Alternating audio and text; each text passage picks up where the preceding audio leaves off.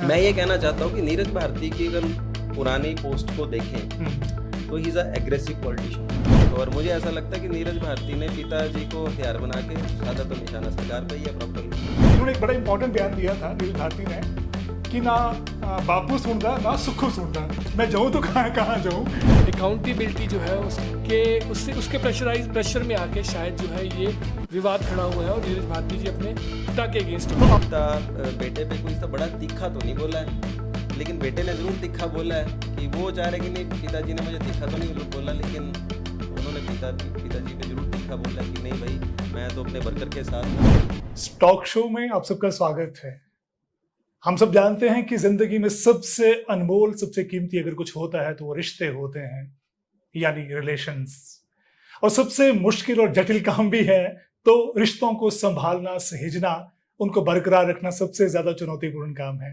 लेकिन जब हम राजनीति की बात करते हैं, राजनीति में रिश्ते अक्सर दांव पर लगते रहते हैं। और राजनीति में सबसे इंपॉर्टेंट अगर कुछ होता है तो राजनीति होती है, कुर्सी होती है, सत्ता होती है, रिश्ते नहीं होते। हिमाचल प्रदेश की सियासत में भी आज बवाल मचा हुआ है, और बवाल रिश्तों को लेकर भी है, सियासत को लेकर भी है। और रिश्ते जहां पिता और पुत्र राजनीति के चक्कर में आमने सामने हो गए हैं। हम बात कर रहे हैं हिमाचल प्रदेश के कैबिनेट मंत्री चौधरी चंद्र कुमार जी की और उनके सुपुत्र नीरज भारती जी की। नीरज भारती जी ने खुलेआम मयान से तलवार निकाल दी है और अपने पिताश्री को ललकार दिया है कि जो आपका रास्ता है वो मुझे पसंद नहीं, या तो आप अपने रास्ते पर चलिए या आप मेरे रास्ते पर चलिए। इसी मुद्दे पर हम विवेचना करने जा रहे हैं, इसी मुद्दे पर पड़ताल करने जा रहे हैं। और पड़ताल करने के लिए, चर्चा करने के लिए हमारे बीच सुनील चड्डा जी भी विराजमान है और गोपालपुरी जी भी विराजमान है। अब दोनों महानुभावों का स्वागत है। पुरी जी, आपसे शुरुआत करते हैं, लेकिन आजकल आप रहते कहाँ हैं? बहुत दिनों बाद हमारे शो में आए हैं। थोड़ा सर सामाजिक कार्यों में ही व्यस्तता चल रही थी तो उसके लिए बाहर गया था सर जी। तो क्या फीडबैक लेके आए हैं जब बाहर गए हैं, फील्ड में गए हैं? ये जो पिता पुत्र आमने सामने हो गए हैं, आप इस सारे एपिसोड को कैसे देखते हैं? सारे एपिसोड को सर मैं एक उसी दृष्टि से देखता हूँ कि पत्रकार जो है वो एक ऑब्जर्वर की तरह भी होता है, और ये सोसाइटी को भी जो लोग भला चाहते हैं अपना, अपने प्रदेश का, अपने परिवार का, उनको ये देखना चाहिए कि क्या दिन आगे हैं कि ट्रांसफ़र के मुद्दों पे जो है वो बात हो रही है और इस हद तक पहुंच गई है। इसमें पब्लिक वेलफेयर का तो चलो कुछ नहीं है, और ट्रांसफर्स इतनी इंपॉर्टेंट हो गई हैं कि वही प्रदेश को जो है वो रन कर रही हैं, और हर जगह ये मुद्दा आता है। और एक स्लोगन आता है, उसको कहते हैं चैरिटी बिगिंस फ्रॉम होम, कि चैरिटी जो है वो घर से ही शुरू होती है। और जब घर में ही अगर इस तरह की आपकी आपस में इतना टकराव है तो फिर कैसे वो भले की स्थिति जो है वो बाहर आएगी। तो वो एक, इसको मैं देखता हूँ कि ये कोई अच्छी चीज़ नहीं है सर प्रदेश की राजनीति में, क्योंकि ट्रांसफर्स को लेकर इतना मतलब एक्सट्रीम लेवल तक जाना जो है वो ठीक नहीं है। तो मामला इतना सिंपल पुरी जी जो नजर आ रहा है उतना सिंपल है नहीं है। मामला महज ट्रांसफर का नहीं है कि ट्रांसफर की वजह से पिता पुत्र सामने आ गए हैं। चड्डा जी, आपसे जानते हैं तह में क्या क्या चीजें चल रही हैं? पिता पुत्र का ऐसे आमने सामने आना और यूं सोशल मीडिया पर ललकार देना अपने पिता को, इसके पीछे की राजनीति क्या है, वो आपसे अंडरस्टैंड करना चाहेंगे। मेरा ये मानना है कि जो भी कभी भी कहीं पे भी राजनीतिक जो घटनाक्रम होता है तो कभी ऐसे ही नहीं होता है। वो बिना वजह से या बिना विजन के कभी भी नहीं होता है। बड़ा 1% चांस होता है कि वो बिना विजन के या कुछ लंबी सोच के बिना कोई ऐसे राजनीतिक घटनाक्रम हो जाए। तो ये जो राजनीतिक घटनाक्रम हुआ है ज्वाली में, तो मैं इसको मानता हूँ कि ये एक आगे की पॉलिटिक्स का एक कोई वजह हो सकती है, कि कोई लंबा विजन हो सकता है कि एक अचानक से जो डंप पड़ा ज्वाली क्षेत्र था पॉलिटिकली, वो अचानक से कल से सुर्खियों में आ चुका है। और मैं अपनी बात में एक चीज़ थोड़ा सा एक हिस्ट्री थोड़ी सी मैं इसमें डालना चाहता हूँ, क्योंकि हम इस चर्चा को कर रहे हैं। जो चंद्र कुमार जी हैं वो हिमाचल के सबसे सीनियर पॉलिटिशियन है, अभी सबसे सीनियर पॉलिटिशियन है। उनकी उम्र 81 है। अगर उम्र के हिसाब से शांडिल जी के बाद उनकी उम्र है, और एक्सपीरियंस के हिसाब से अगर पॉलिटिकल एक्सपीरियंस इनसे ज़्यादा किसी का भी नहीं है। पूरी हिमाचल की जो कांग्रेस है, जो एमएलएज बने हैं, 1977 इन्होंने पहला चुनाव लड़ा, उसमें ये हारे। 1977 77 1977 में right, पहला right. चुनाव लड़ा इन्होंने हाँ, और पहली बार हारे। हाँ। फिर 82 में ये चुनाव लड़ा, सेकंड टाइम उसमें जीते। फिर 85 में लगातार जीते, लगातार 2 बार विधायक बने। फिर ये 89 के आसपास चुनाव फिर से ये हारे। लेकिन 93, 95, 93 और 99 और 2003 में लगातार 2003 में ये 5वीं बार चुनाव जीते थे, उसमें सिर्फ एक बार ही हारे थे ये। उसके बाद 2004 के आसपास इनको सांसद बना दिया गया और फिर वो सीट खाली हुई। बीजेपी के जो हरबंस राणा जी थे मेरे ख्याल से तब, तो वो चुनाव जीते। जब ये सांसद बने तो बड़ी अचीवमेंट ये जो कांगड़ा सेंट्रल यूनिवर्सिटी है ये इन्हीं के वक्त की देन है, इन्हीं की वक्त की देन, उसी वक्त सैंक्शन इन्हीं के वक्त की देन है। हाँ। और 2004 में जब ये सांसद बने तो उसके बाद एक तरह से आई थिंक ये तब होंगे कोई 60 के आसपास। तो पॉलिटिकल जो था, सांसद बनने के बाद ये थोड़ा एक तरह से इन्होंने बेटे को चुनाव मैदान में उतारा 2009 में नीरज भारती को। नीरज भारती में जब ये हरबंस 2000 उपचुनाव हुआ था, जब 2004 में हुआ था, तब नीरज भारती को उन्होंने बेटे को चुनाव मैदान में उतारा था, लेकिन वो हार गए थे नीरज भारती। मतलब मैं दोनों का, पिता और पुत्र का अगर हम कर रहे हैं ना, वो भी पहला चुनाव हारे थे 1977 में। नीरज भारती भी 2004 में उपचुनाव हारे। 2009 सरकार में भी कांग्रेस पार्टी की हुआ, कांग्रेस पार्टी की, वीरभद्र जी मुख्यमंत्री होते थे। 2009 में 2008 में जब चुनाव हुए विधानसभा, तब नीरज भारती जीते। हाँ जी। उसके 2012 में दोबारा चुनाव हुए, उसमें फिर नीरज भारती जीते और सीपीएस बने लगातार एजुकेशन डिपार्टमेंट। और नीरज भारती ने खुद राजनीति छोड़ी, खुद फील्ड छोड़ा, पिता के लिए फील्ड छोड़ा। और 2017 में जब उन्होंने फील्ड छोड़ा तो पिताजी को लड़वाया तो वो हार गए, दूसरी बार चंद्र कुमार जी हारे। और उसके बाद 2022 आया तो चंद्र कुमार जी ने फिर चुनाव लड़वाया उनको और वो जीते। तो छठी बार चंद्र कुमार जी जीते और 2 बार नीरज भारती लगातार चुनाव जीते हैं।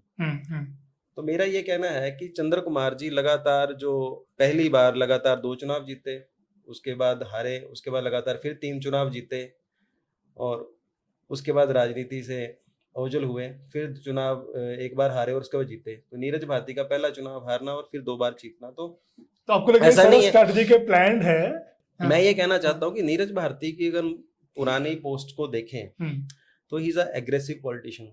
लेकिन जो लैंग्वेज होती है, लैंग्वेज में मानता हूँ कि वो मतलब उनकी पॉलिटिक्स सदी हुई होती है। मतलब ऐसे जो कॉमन मैन की जो भाषा होती है, उनको जोड़ने वाली जो भाषा होती है, उस तरह के शब्दों का इस्तेमाल करते हैं। मतलब यंगस्टर को अपने साथ जोड़ते हैं और हमेशा लाइमलाइट में रहना। मतलब जो शब्दों का इस्तेमाल भी होता है वो ऐसा होता है कि एक मतलब जो पॉलिटिशियन होता है, एक तो पॉलिटिशियन वाली बात है, साथ में अपनी बोल्ड इमेज भी बताते हैं। हाँ, बोल्ड इमेज कि मैं लोगों के लिए हूँ, लोगों पीपल सेंट्रिक पॉलिटिक्स करता हूँ, ये दिखाने की मतलब वो मेरा ये कहना है कि नीरज भारती भी जो है वो ऐसा पॉलिटिशियन नहीं है, सारी बयानबाजी करने ऐसा नहीं हो सकता, क्योंकि वो 2 बार का विधायक है, एक बार सीपीएस है और मतलब जीत के चुनाव को छोड़ना एक बड़ी बात होती है।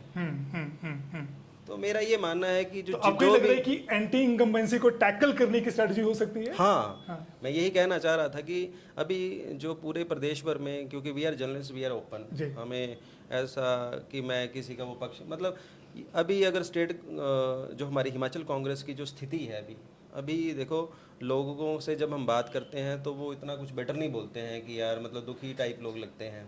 खैर वो चुनाव के वक्त कई चीज़ें चेंज हो जाती हैं, लेकिन प्रेजेंट सिनेरियो तो इतना बेटर नहीं है। तो हर कोई एमएलए अपने अपने विधानसभा क्षेत्र में भी काम करने चला गया हुआ है, उसको पता है कि भाई अलग इलेक्शन टफ होने वाला है, क्योंकि एंटी इनकम्बेंसी अभी से बनना शुरू हो गई है, तो हर एक एमएलए के लिए टफ हो गया है।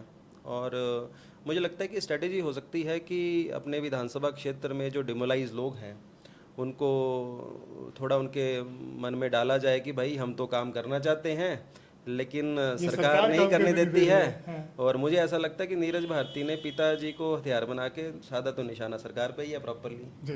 तो सरकार पे निशाना साधा है, बहुत इंपॉर्टेंट बात चड्ढा जी ने की है। पुरी जी फिर से आपके पास आ रहा हूँ कि ऐसा लग रहा है कि ये घर में ही पक्ष और विपक्ष हो गया है। विपक्ष की भूमिका में खुद नीरज भारती जी आ गए जो कांग्रेस के सीनियर लीडर माने जाते हैं, और सत्ता में उनके अपने पिता हैं चौधरी चंद्र कुमार हैं। तो ये जो सियासत घर में चल रही है कि विपक्ष की भूमिका में पुत्र हैं और पक्ष की भूमिका में पिता हैं, पिता सरकार को डिफेंड कर रहे हैं और पुत्र सरकार की धज्जियां उड़ा रहे हैं, क्या लगता है सर? इसमें यही है कि मैंने जो पोस्ट देखी थी नीरज भारती जी की जो अभी आई थी, हाँ जी, उसमें यही उन्हें लिखा है कि जो भाजपा के समय में हमने कैसे समय काटा और चड्ढा जी ने बताया कि उन्हें खुद राजनीति छोड़ी है, तो ऑब्वियसली वो जीते रहे तो समर्थकों के सिर पे जीते होंगे। भाजपा के टाइम पे जब रूल आया होगा भाजपा का, वो राजनीति से पूरी तरह से बाहर थे, तो उस समय उनके समर्थकों की देखरेख किसने की होगी।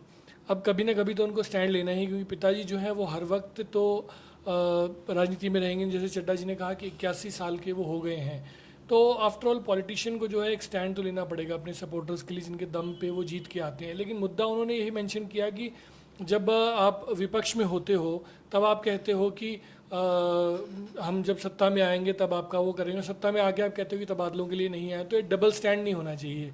तो वो आपकी बात ठीक है, आपने भी ये चीज़ कही कि वो अपने आप को बोल्ड शो करते हैं, अपना क्लियर स्टैंड शो करते हैं, और हर एक वो एक सेइंग भी है इंग्लिश में, कहते हैं a leader represents the society. I think वो जो भाषा का प्रयोग करते हैं और जिस तरह का स्टैंड वो लेते हैं, मुझे लगता है कि जवाली विधानसभा क्षेत्र जो है वो वहाँ पे आई थिंक इस तरह के जो है स्टैंड लेके ही आई थिंक जो है वो राजनीति रहती है, क्योंकि एग्रेसिव राजनीति हमारी इंदौरा, नूरपुर और फतेहपुर और जवाली की ही जो है वो रहती है। और पक्ष और विपक्ष यदि घर पे ही है तो उसमें जनता को भी एक वो हो जाता है कि यार ठीक है हमारी सुनाई, दोनों में से एक को चुन रहे हैं। हाँ, कि कोई तो बोल रहा है हमारे लिए। हाँ, एक वो ये कि एंगर बर्स्ट हो जाता है जनता का भी, जो पनप रहा था ना वो इनकेस उससे थोड़ा सा बर्स्ट हो गया होगा। और वो सही बात है कि एंटी इनकम्बेंसी जो है उस पर भी काम हुआ ही है उनकी इस चीज़ से, कि जो इन लोगों का काम नहीं हो रहा है एटलीस्ट उनको शांति मिली होगी, अच्छा हुआ कोई तो बोला उठ के और अपना ही बेटा बोल रहा है। करेक्ट, सो वेरी इंपॉर्टेंट कि जो जनता का एग्रेशन है एक्चुअली, और जनता की वॉइस है, उसको उसकी वॉइस अपने आप में नीरज भारती बन रहे हैं, तो जनता की आवाज नीरज भारती बन रहे हैं, और जो जनता का सरकार के खिलाफ गुस्सा है उसको भी कहीं ना कहीं टैकल नीरज भारती कर रहे हैं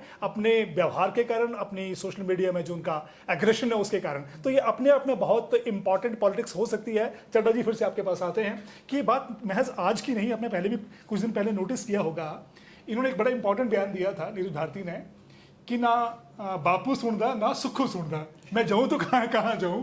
तो ऐसा नहीं है कि ये जो डेवलपमेंट है ये कुछ एक दिनों में है, बहुत पहले से डेवलपमेंट होनी शुरू हो गई थी।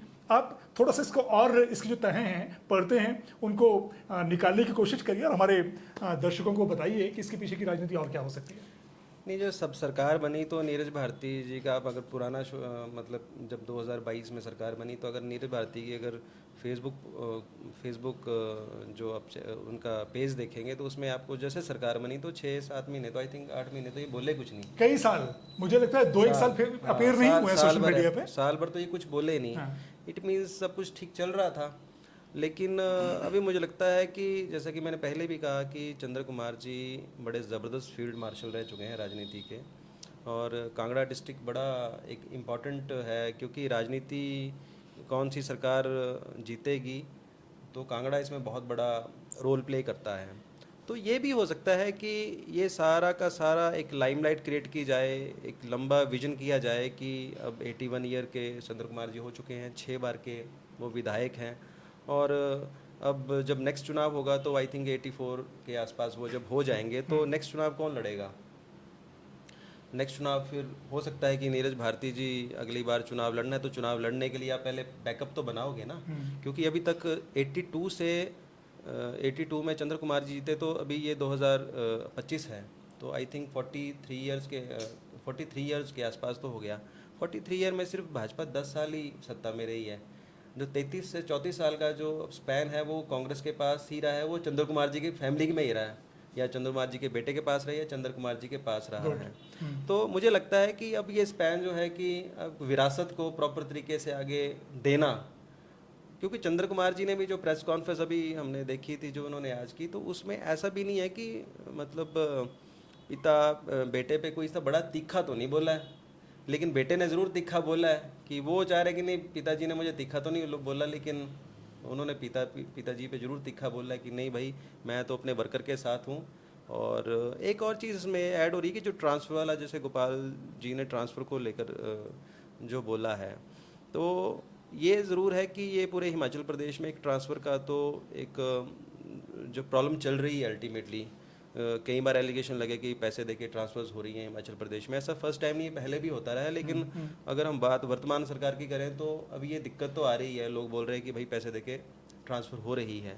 और अगर ज्वाली विधानसभा क्षेत्र में अगर कहीं ट्रांसफ़र कोई नहीं हुई है, और जो मुझे भी अंदर से पता लगा है कि कोई ट्रांसफ़र थी, maybe I wrong, but जो मुझे पता लगा है पॉलिटिकली, मैंने पता किया है ज्वाली में कि कोई व्यक्ति था, उसकी कोई ट्रांसफ़र जो बीजेपी के था, कोई उसकी ट्रांसफ़र हो गई अपनी मनपसंद से। तो शायद यहाँ पे पता लगा कि यार हमारे बिना कैसे ट्रांसफ़र हो गई, और जब हो गई तो उस पर थोड़ा बखेड़ा मचा। तो बखेड़ा मचा है और बखेड़ा बहुत ज़्यादा मच गया है।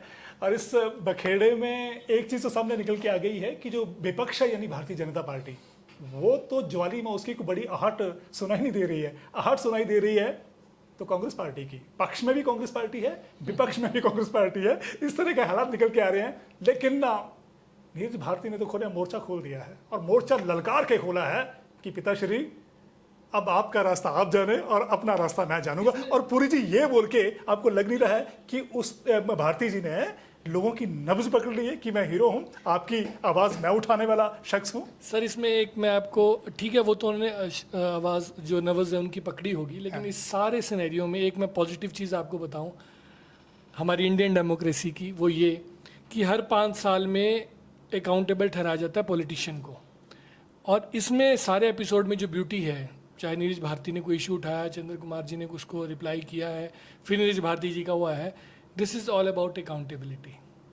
कि अब जैसे सुनील जी ने कहा कि 10 साल जो है वो भाजपा रही है पावर में, अभी तक कांग्रेस रही है, तो ऑब्वियसली उनके समर्थक तो बहुत ज़्यादा होंगे और सबको पैसिफाई करना है, इट्स नॉट टफ। और बीच में अगर कहीं वो बैलेंस बिगड़ता है तो इट्स ऑल अबाउट अकाउंटेबिलिटी। की नीरज भारती को चड्डा जी ने बेशक ये कहा कि स्ट्रैटेजी होती है, but I don't think it's a strategy. ये हालातों ने शायद मजबूर कर दिया होगा, क्योंकि बेस उनका मास सपोर्ट इतना है, इतने साल पावर में रही है कांग्रेस वहाँ पे, कि हालातों ने मजबूर किया होगा, तभी नीरज भारती जी ने स्टैंड लिया। And this is the beauty of Indian democracy की अकाउंटेबिलिटी जो है उसके प्रेशर में आके शायद जो है ये विवाद खड़ा हुआ है और नीरज भारती जी अपने पिता के अगेंस्ट हो तो गए। आपका स्टैंड बहुत ही डिफरेंट और बहुत ही बढ़िया, बहुत लॉजिकल है कि ये जो मामला निकल के आया है ये अकाउंटेबिलिटी के चक्कर में निकल के आया है। और यही हमारी भारतीय लोकतंत्र की खूबसूरती है कि जहां मुद्दे होंगे, मुद्दों के नाम पे भिन्नता हो सकती है, रिश्ते अपनी जगह, लेकिन जहां जहां लॉजिक है, जहां जहां प्रिंसिपल्स हैं, उसके साथ समझौता नहीं किया जाएगा। आपका स्टैंड क्या है? क्या वाकई प्रिंसिपल की लड़ाई है या फिर मामला कुछ और है? मैं तो ये बार बार कह रहा हूँ कि मेरे को तो लगता है कि this is a pressure politics है, और अगले चुनाव की एक रणनीति है ये। मैं तो ये दो तो चीज़ें सुनील मानता चड्डा हूँ। जी का मामना ये प्रेशर पॉलिटिक्स है और अगले चुनावों की रणनीति हो सकती है, लेकिन गोपाल जी को लगता है कि यही हमारे लोकतंत्र की खूबसूरती है कि हम अकाउंटेबिलिटी के लिए किसी को भी कटघरे में खड़ा कर सकते हैं और करना भी चाहिए। तो जैसे हमने शुरुआत की थी रिश्तों की, आज रिश्ते ताक पे हैं या मामला अकाउंटेबिलिटी का है, ये डिसीजन आपको लेना है। ये चर्चा टॉक शो आपको हमारा कैसा लगा, कमेंट बॉक्स में जरूर लिखिएगा। तब तक के लिए जय हिंद।